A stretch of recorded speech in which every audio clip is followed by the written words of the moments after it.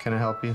Why, yes. A movie like Birds of Prey is very rare. While it is definitely no surprise to see a star-studded superhero movie or even a star-studded supervillain movie, it's unusual to see one that actually takes risks. The movie starts with an animated breakup montage that ends with an exploding chemical plant. There's a 10-minute tribute to a greasy breakfast sandwich, a meta mashup of two iconic musical numbers from past movies, and most importantly, some of the best bone-crunching action sequences in recent memory. The whole movie would probably be best described by the word that it uses to describe itself: fantabulous.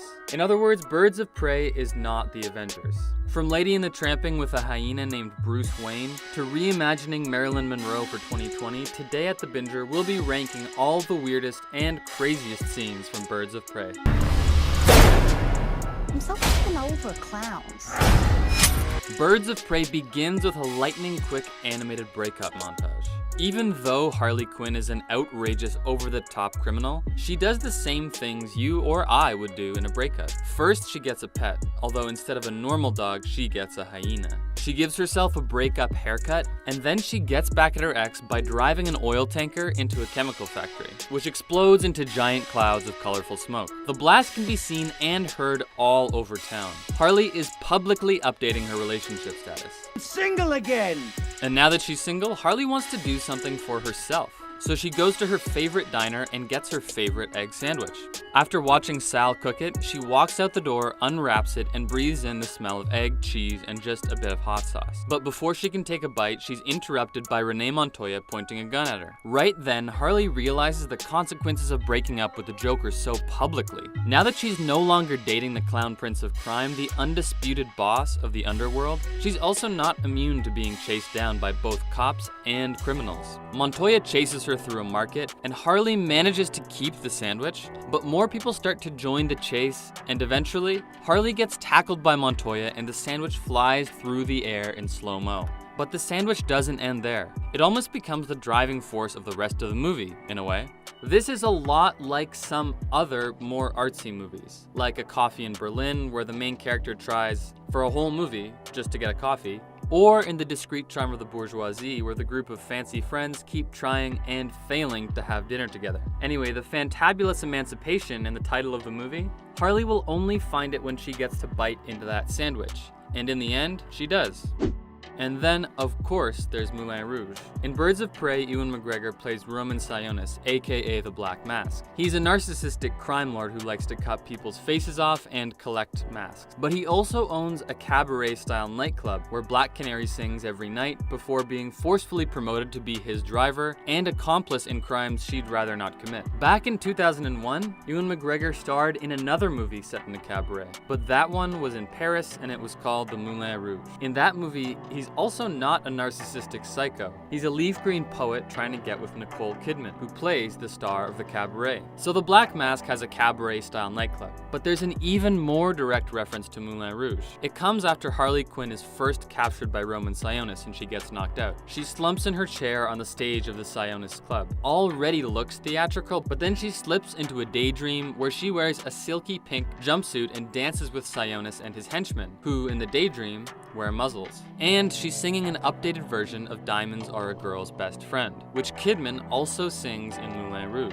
But this is also a reference to another movie from the 50s, the iconic performance of Marilyn Monroe in Gentlemen Prefer Blondes. Harley Quinn's costume in the dream sequence, that pink jumpsuit, diamonds on her wrist, and the blonde curls is exactly the same as Monroe's in Gentlemen Prefer Blondes. The set, which looks like a velvet layer cake, is also an exact replica. But it's not just the costume and the set. The plot in Birds of Prey also mirrors the narrative of Monroe's musical number. In the 50s version, Marilyn dances and sings amidst a group of guys in suits who are meant to be her suitors. They swarm her and lean in, holding these little hearts, but she flicks them away with her fan, saying no, no, no. In Birds of Prey, after breaking up with the Joker, Harley is also swarmed by suitors. And even though they're all criminals trying to get revenge, the undertones are kinda erotic and also very predatory. And even though Birds of Prey replaces the little fan flicks with choreographed fight scenes, the gist is still the same. Harley Quinn attacked by a bunch of guys saying no, no, no. The whole plot of Birds of Prey, where this group of women fight off a bunch of men to get a diamond and eventually pawn it for cash to emancipate themselves, could actually be summed up by the musical number. It's a great tribute, and it's impressive how they subverted it and brought it into the 21st century. But it is a shame that there weren't any human chandeliers. You know what a Harley Quinn is? A Harley Quinn's role is to serve. No one gives two shits who we are beyond that.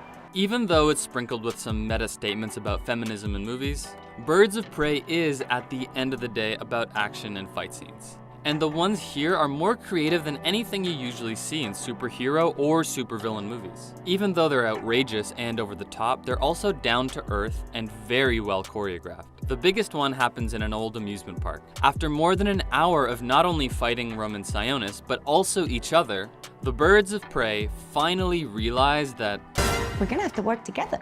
Roman shows up outside the funhouse with a huge gang of masked thugs, and the Birds of Prey pick them off one by one in slow motion. What's so fun about it is that while the funhouse looks like an actual funhouse, it was also purpose-built for an over-the-top fight scene. Black Canary climbs over seesaws, kicking guys in the face. Huntress goes down a slide, sitting on top of one of the thugs, stabbing him over and over again in the chest. Harley Quinn puts on rollerblades and thumps the bad guys with her hammer, and to end the scene kicks one of them in the balls, which is satisfying but also a fun little statement.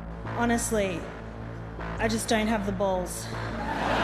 But during the frenzy, one of the bad guys grabs Cassandra Cain, who's got the priceless diamond sitting inside of her belly. To chase them down, Black Canary finally busts out her supersonic scream to propel Harley, still wearing her rollerblades, after Roman and Cassandra. And this part is even better. Huntress shows up on her motorcycle, which conveniently has a water skiing tow rope attached to it, and pulls Harley along behind her. She puts her roller derby skills to use as she dances and climbs over cars, flipping backwards and kicking her way through the windows. For anyone who's ever been towed behind a car on a skateboard, you will know exactly how satisfying it is to watch this scene. The same is true for all the movie's fight scenes. They are all so satisfying. Instead of racking up a bunch of meaningless headshots like John Wick, every time that Harley incapacitates someone, she does it in a surprising new way. But no matter how she does it, it's always satisfying and it always has a sense of humor. Especially in the scene where she breaks into the Gotham PD to find Cassandra Cain. She shows up with a shotgun, but it doesn't shoot slugs or pellets. Harley's got an ammunition belt across her chest filled with a bunch of very different kinds of shells. Some shoot yellow or blue paint, others shoot beanbags which land with a satisfying slow-mo thud, but the best ones are full of multicolored confetti. But after blasting her way through most of the police station, she sees Cassandra run into the evidence room. She follows her in and comes face to face with a gun-toting biker gang. Unarmed, Harley has to improvise, but luckily she's in a police evidence room, so she's got the pick of the litter. She throws some little thing at one of them and then thumps the other guy with a bowling ball. She even finds her signature baseball bat. But a baseball bat only goes so far against a room full of bikers with guns. So she runs and takes cover behind a stack of something that we can't say here. But we can give you a hint. It rhymes with Cassandra Cain. The bikers start shooting at it and powder fills the air. Realizing what it is, Harley inhales. Whether or not this would actually work in real life is beside the point. Harley gets up, her pupils dilated, and for the first time uses the baseball bat for its intended purpose. She pitches herself a bag of Cassandra Cain and whacks it in the bikers' faces. What follows is some of the simplest but also the coolest fighting since John Wick, which is no surprise considering that they actually got the director of John Wick, Chad Stahelski, to consult on the movie and lend his expertise to the fight scenes. The director, Kathy Yan, wanted minimal effects in these moments. Instead of having the enormous set pieces that the Marvel movies and other DC movies are known for, she wanted to go a more practical route. Specifically, she wanted to capture the vibe of the fight scenes in old Jackie Chan movies, like The Drunken Master, with their balance of down-to-earth, satisfying fighting, but also the absurd sense of humor.